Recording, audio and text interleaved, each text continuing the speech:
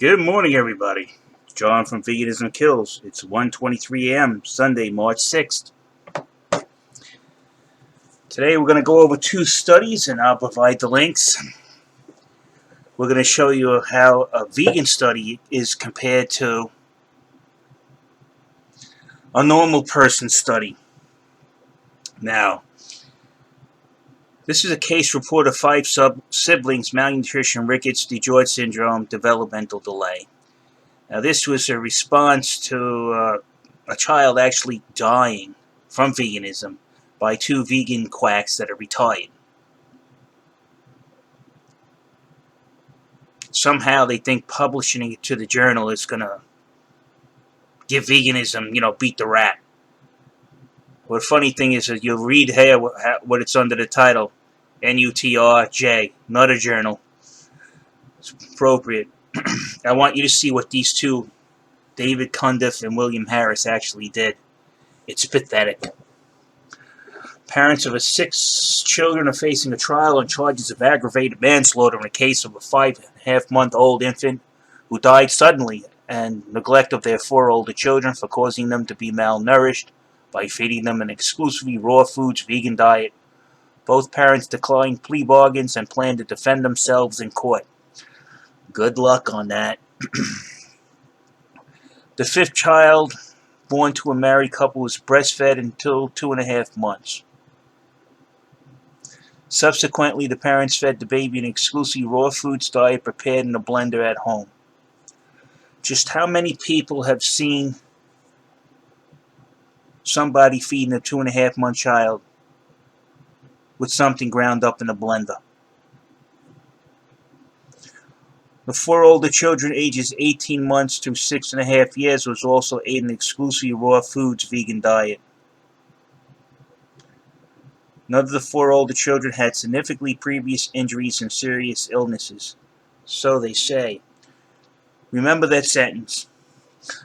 At autopsy, the infant weighed 6.99 pounds and appeared emaciated. Of course, starved to death. The thymus gland was absent and the parathyroid glands were not located. The lungs were congested. The DiGeorge anomaly cannot be ruled out from these findings. Neither can they be ruled in. Because the coroner did not note there was a DiGeorge anomaly doesn't mean he didn't look for it. You see what they're trying to do here. They're trying to throw in a factor in here that has really no relevance on this case,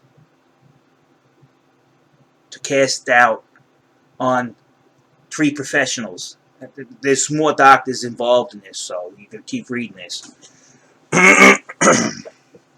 This typical vegan sleight of hand. Although the coroner ruled that malnutrition was the sole cause of death, because that's what the coroner does, he signs the death certificate. Malnutrition, according to the World Health Organization definition, cannot be diagnosed in this infant.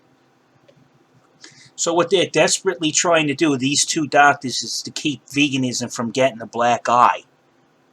And they're playing word games. If the coroner puts death by malnutrition and the court accepts it, the World Health Organization has nothing to do with it. Compared with standard growth charts, the older children fell 2.1 to 4.1 standard deviations below the means for North American children in height and weight. But wait a minute, none of the 4 older children had significantly previous injuries or serious illnesses. Failure to thrive is an illness. You see what they're doing? Labs were normal except for low cholesterol level. Now, I just went over this already. A low level of cholesterol is associated with mental illness and the onset of early stage dementia. It's linked. So vegans running around, oh, my cholesterol's so low. You're hurting yourselves, you idiots. And then they turn around, but your liver makes all the cholesterol you need. Yeah, it does. If you have the right building blocks in your blood and your body and the proper nutrition to build it. You guys don't. So don't expect your cholesterol level to be on par with somebody who's eating a well-balanced diet. Please, who you kidding? In all, a low preambulum in the 3 children tested. Pardon me. Therefore, malnutrition cannot be diagnosed in these children because they said so. They weren't at the autopsy. They didn't have hands on the child. The only thing they got was a few x-rays, and therefore they debunked the autopsy done by the state where usually the guy who does the coroner has been there for like 20 years.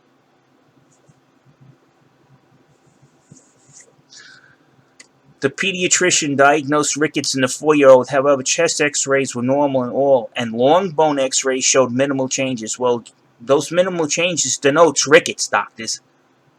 I don't know what medical school these guys went to, but that's how I know a pediatrician. Crying out loud. These guys are just, you know what these guys, they're the vegan cover-up squad. No signs of rickets. The clinical diagnosis of the rickets was not confirmed by the Center of Disease Control's criteria. First of all, the Center of Disease Control did not do the test. The pediatrician did.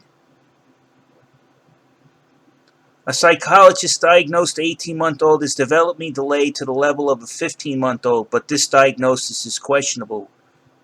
Well, so is yours, doctor. Yours is more questionable than theirs. You know why?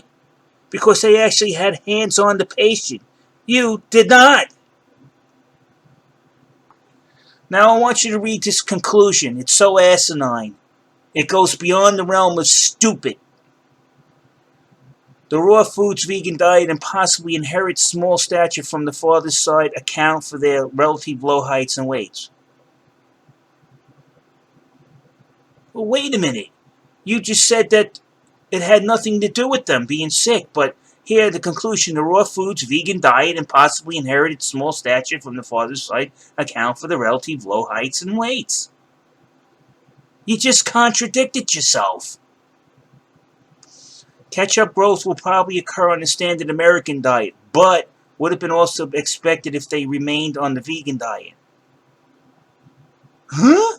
So you mean the diet that gave them stunted growth all of a sudden was going to give them ketchup growth? That's like taking half a glass of water and pouring it into the same glass and expecting it to be totally full. You know, these vegans are delusional. I think because their cholesterol level is really low. Now, I want you to read. This is a cause and effect. This was actually an experiment that was done in a lab. When the doctors noticed that, for some odd reason, when they did a biopsy of cancerous breast tumors, that they happened to have oxalates in them. So they did a little experiment, and guess what they found? Oxalate induces breast cancer. Well, wait a minute. The vegan diet is the highest oxalate diet known to man. And what do the vegans tell you? Vegans don't get cancer.